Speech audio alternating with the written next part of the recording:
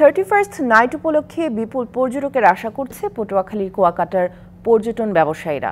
দেশ বিদেশের পর্যটক বরণে নেওয়া হয়েছে প্রস্তুতি। ছোট বড় সব হোটেল মোটেলে 75 থেকে 80 ভাগ রুম ভাড়া হয়ে গেছে।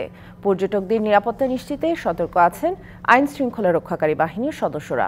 পর্যটকদের বিনোদন দিতে বিভিন্ন হোটেলে ইনডোরে খ্যাতনামা শিল্পীদের অংশগ্রহণে থাকছে কনসার্ট সহ নানা আয়োজন।